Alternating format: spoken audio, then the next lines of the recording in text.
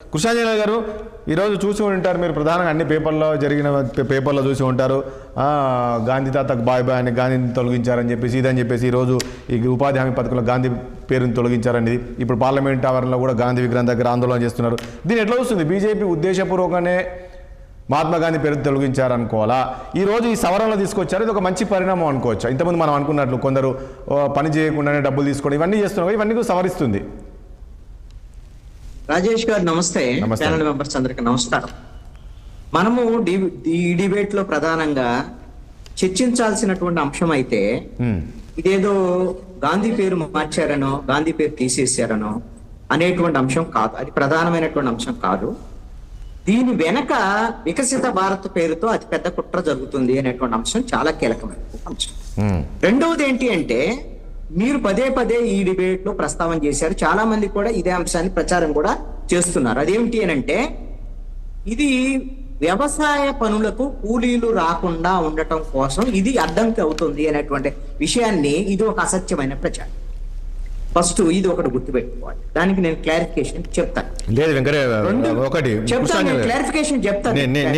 నేను కూడా మీరు కూడా చూసారు, నేను కూడా రైతు కుటుంబం నుంచి వచ్చిన, నేను కూడా చాలా ఇబ్బందులు పడ్డా, మేము కూడా చాలా ఇబ్బందులు పడ్డాము. ఇదే మా గ్రామంలో నేను అంశాన్ని చర్చించిన తర్వాత దీన్ని క్లారిఫికేషన్ మాట్లాడు. 2005లో యూపీఏ ప్రభుత్వం ఆ రోజున వచ్చిన తర్వాత చాలా కీలకమైనటువంటి పేద వర్గాలకి, అదే విధంగా ఈ దేశవ్యాప్తంగా ప్రజాస్వామ్యము మనగనగటం కోసం కీలకమైనటువంటి 3 చట్టాలను తీసుకొచ్చింది.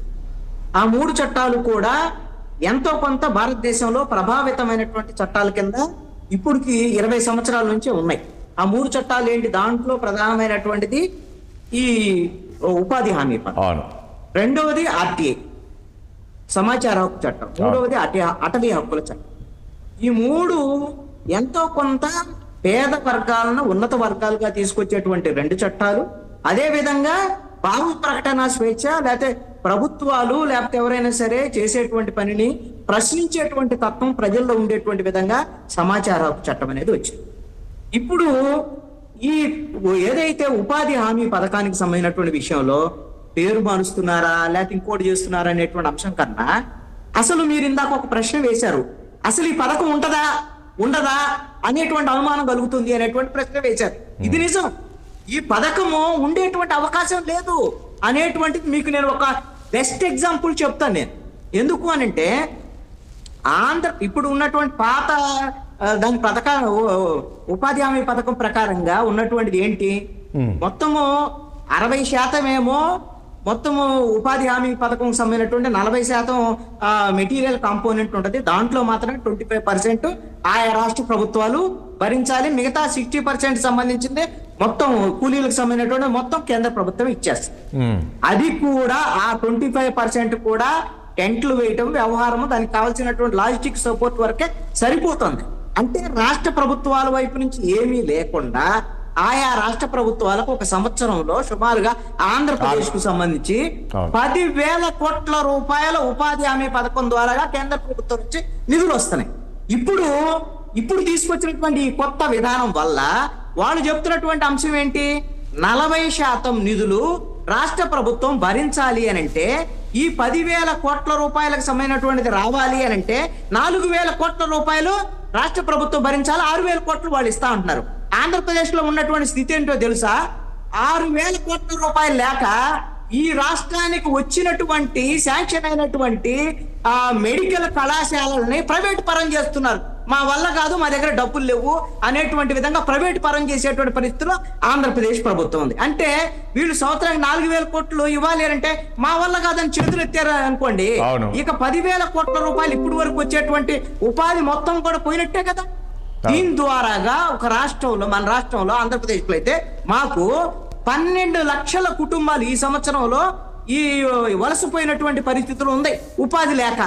రేపొద్దున ఈ విధమైనటువంటి ఉపాధి హామీ పథకం కూడా లేదనుకోండి, రేపు ఈ 12 లక్షల కుటుంబాలు కాస్త 20 లక్షల కుటుంబాలు అయ్యేటువంటి పరిస్థితి ఉంటుంది. మళ్ళీ శ్రీకాకుళము, అదే విధంగా ఈ ఇంతకుముందు పాలమూరు తెలంగాణ ఎలా చెప్తూ ఉంటారో ఇప్పుడు అనంతపురము, ఇవన్నీ కూడా మొత్తము మళ్ళీ వలస కూలీలు వదిలేటువంటి పరిస్థితి ఉంది. ఇది మొత్తము పథకాన్ని నిట్ట నిలువున ముంచేసేటువంటి ప్రక్రియ. ఇంకోటి అవునా కాదా? ఇది ఇంతకన్నా ఇంకేం కాదు. పేరు అనేటువంటి దాని మీద మనల్ని డైవర్ట్ చేస్తున్నారు. రెండవ అంశం ఏంటంటే పేరు అంటే ఒకటండి, ఇందిరాగాంధీ గురించి చెప్పారు. ఇందిరాగాంధీ గురించి ఏదో మాట్లాడారు అంటే ఆవిడ ఎమర్జెన్సీ పెట్టింది కాబట్టి అందరం ఓకే అనుకున్నాము. ఇందిరాగాంధీ అయిపోయింది. ఇప్పుడు 70 ఏళ్ళు పరిపాలించినప్పుడు అప్పుడు నెహ్రూ అని మళ్ళీ నెహ్రూ గురించి చెప్పారు. ఇప్పుడు గాంధీ గురించి చెప్తున్నారు. గాంధీ యొక్క ఇమేజ్ ని కాపాడేటువంటి బాధ్యత ఉంది. అయ్యా, మీరు 11 ఏళ్ళు అయింది పరిపాలించడం మొదలుపెట్టి. మీ ప్రభుత్వం మీరేమి 14 ఎన్నికలకు ముందు ఇచ్చినటువంటి హామీలు ఏ ఒక్కటే కాలేదు. ఇప్పుడు రూపాయితో డాలర్ విలువ 90 రూపాయలు దాటి 100 రూపాయలకి వెళ్ళిపోయేటువంటి పరిస్థితి ఉంది. క్రూడ్ ఆయిల్ ధరలు ఆ రోజున $120 అవి ఉన్నప్పుడు మనం ఇక్కడ 70 రూపాయలు 60 రూపాయలు ఉన్నటువంటి పెట్రోల్ డీజిల్ ఇప్పుడు 100 రూపాయలు దాటిపోయినటువంటి పరిస్థితి ఉంది. మరి మీ పాలనకు సంబంధించిన 11 ఏళ్లకు సంబంధించినటువంటి వ్యవహారం వదిలిపెట్టేసి పిడుక్కు బియ్యానికి ఒకటే మంత్రం అన్నంతగా జిందా తిలిస్పాత్ ఎవరయ్యా అంటే దీని మొత్తానికి కారణం నెహ్రూ, దీని మొత్తానికి కారణం కాంగ్రెస్. మీరేం చేస్తున్నారు? 11 ఏళ్ళు అయింది కదా, 11 ఏళ్ళు అయిందా నరేంద్ర మోడీ వచ్చి? రెండో అంశం ఏంటి అనంటే, అసలు రైతులకు సంబంధించినటువంటి వ్యవసాయ పనులకి దీనికి సంబంధించినటువంటి ఏ విధమైనటువంటి ఇబ్బంది లేదు. వ్యవసాయ పనులు జరిగేటువంటి కాలంలో ఉపాధి హామీకి సంబంధించినటువంటి పనులు ఉండవు. ఇది చాలా ముఖ్యమైనటువంటి అంశము. వ్యవసాయ పనులు ముగిసిన తర్వాత వేసవి కాలంలో ఎవరైతే వీళ్ళందరూ పనులు లేకుండా ఉంటారో వాళ్ళకి తిండి ఉండేది కాదండి ఇంతకు ముందు.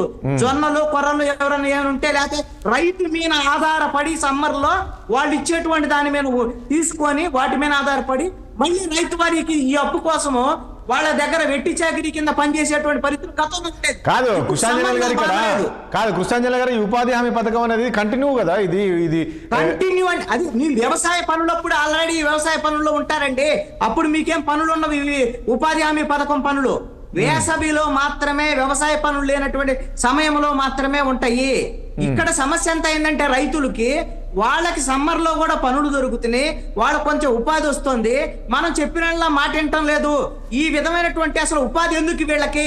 ఇది లేకుండా పోతే చచ్చినట్టుగా మన మాట వింటారు, మనం చెప్పినట్టు వింటారు. ఆ సమ్మర్ లో ఏదో ఒక రకమైనటువంటి బియ్యమో లేదా ఒడ్లో లేకపోతే వాళ్ళకి ఇచ్చేస్తే పని ఉంటారనేటువంటి విధంగా. ఒక రాజేష్ గారు ఒక మాట చెప్తారు, ఒక ప్రస్తావన చేసి వెంకటరెడ్డి గారు ఇందాక మాట్లాడారు. ఆయన నేనే అబ్జెక్ట్ చేయట్లేదు కానీ ఒకసారి సరి చేసుకోమని చెప్తున్నాను. నేను హరిజన వాడకి వెళ్ళాను. హరిజన అనేటువంటి పదం బ్యాండ్. ఈ విషయం ఒకసారి ఆయన పెద్ద ఆయన కాబట్టి నేను దానికి అబ్జెక్ట్ చేయట్లా, కానీ అది భవిష్యత్తులో ఉపయోగించొద్దని చెప్తున్నాను. రెండో అంశం ఏంటంటే, ఆయన ప్రస్తావించిన దాంట్లో అబ్జెక్షన్ ఏంటంటే, ఆయన ఒక పెద్ద మార్పుని చూశాడట. అదేంటయ్యా అంటే, ఒక దళిత అంటే ఆయన చెప్పే హరిజన కుటుంబంలోట ఒక్కొక్కళ్ళకు 2 బండ్లు ఉన్నాయట. అయ్యా, ఇవన్నీ కూడా ఈఎంఐలు కట్టుకుంటా వాడు నెలవారీ బకాయిలు పెట్టుకొని వాడు పెయింటింగ్ పనికో లేకపోతే ఇంకో పనికో పట్టణాల దగ్గరికి వెళ్ళేటువంటి క్రమంలో పనులు వెతుకునేటువంటి క్రమంలో ఈ బండ్లు అవసరమైనటువంటి పరిస్థితి. దానికే డెవలప్మెంట్ అయిపోయింది. ఇప్పుడు అదానీ అంబానీలకు సంబంధించినటువంటి ఆస్తులు 100 కాదు 400 ఆస్తులు ఉన్నటువంటి వాళ్ళ సంఖ్య రెట్లు పెరిగేటువంటి దాంట్లో ఈ రోజున అది కనపడటం లేదు. మీకు మీ బీజేపీకి అది కనపడటం లేదు. కాదు కృష్ణాంజలి గారు, ఇదా మీరు బీజేపీ వాళ్ళకి వచ్చేది? ఈ రోజున పనికి ఉపాధి హామీ పథకాన్ని పూర్తిగా గొంతులు చంపేటువంటి ప్రయత్నం ఈ రోజున జరుగుతుంది కేంద్ర ప్రభుత్వం వైపు నుంచి. జరగాలి. గాంధీ పేరు ఉంచండి, ఉంచకపోండి, వీళ్ళు ఇచ్చేటువంటి పేరు. కృష్ణాంజలి గారు, ఇక్కడ పాయింట్ ఏంటంటే, ఇప్పుడు ఒకటి ఆ రోజుల్లో దేశం పరిస్థితి, ఆర్థిక పరిస్థితి ఏంది, ఆ రోజు కూలీలు ఏ రకంగా వలసలు పోయేది 2005లో మనం చూసాం. కానీ ఇప్పుడు పరిస్థితులు చాలా మారినాయి కదా. ఇప్పుడు బతకలేని పరిస్థితిలో ఉన్నారా? రాష్ట్రాలు చాలా డెవలప్ అయ్యాయి, గ్రామాలు చాలా డెవలప్ అయ్యాయి కదా. కదిరి పరిస్థితి నేను చెప్తాను, శ్రీకాకుళంలో ఉన్నటువంటి పరిస్థితి నేను ఈరోజు చెప్తాను. ఈ రోజు కూడా మేము చెబుతున్న ఆంధ్రప్రదేశ్ లో గ్రామ పంచాయతీ వార్డు సచివాలయ లెక్కల ప్రకారంగా 12 లక్షల కుటుంబాలు వలసపోయినటువంటి కుటుంబాలు ఉన్నాయి. ఈ రోజు నేను చెప్తున్నా. ఎప్పుడు 1990 గురించి మేము చెప్తాను. ఉపాధి హామీ పథకం లేకపోతే అది 20 లక్షల కుటుంబాలకు దాటిపోయేటువంటి పరిస్థితి. అంటే 12 లక్షల కుటుంబాలు అంటే 1/2 కోటి మంది ప్రజలండి. కాదు. మీరేం చెప్తున్నారు ఈ రోజున? అంటే కేంద్ర ప్రభుత్వం తన బాధ్యతల నుంచి తప్పించుకునేటువంటి విధంగా ఈ రోజున మొత్తం కృష్ణాంజనేయులు గారు, ఉపాధి పథకం నేను అడుగుతాను మీరు వచ్చేటువంటి కుట్రలు నేను అడుగుతాను కానీ మీరు మాట్లాడండి రైతుల గురించి. రైతులు కృష్ణాంజనేయులు గారు 2005లో డైవర్ట్ చేసేటువంటి అంశం 2005లో కేంద్ర ప్రభుత్వం ఏ రకంగా ఈ పథకాన్ని తీసుకొచ్చిందో ఆ రోజున్న పరిస్థితి ఈ రోజు ఉందా? ఈ రోజు 2000 అంతకన్నా ఎక్కువ సమస్యలు ఈ రోజున ఉన్నాయి.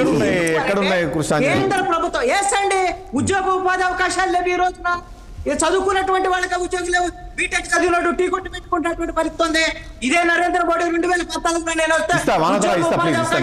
కోట్లు అని చెప్పాడు. స్విస్ బ్యాంకులో డబ్బులు తెస్తే వస్తాయి తీసుకొస్తా అని చెప్పాడు. తెచ్చాడా? వచ్చినాయి ఉద్యోగాలు. ఆ రోజు పరిస్థితి ఈ రోజు దారుణంగా తయారైంది. 1990s లో ఉన్నటువంటి ఆర్థికంగా మన దేశం ఎలాగా దివాళా తీసినటువంటి పరిస్థితి ఉందో స్విస్ బ్యాంకులో ఉన్న నల్లధనాన్ని చేస్తానని మోడీ ఎక్కడ చెప్పలేదు. సరే పర్లేదు, ఓకే.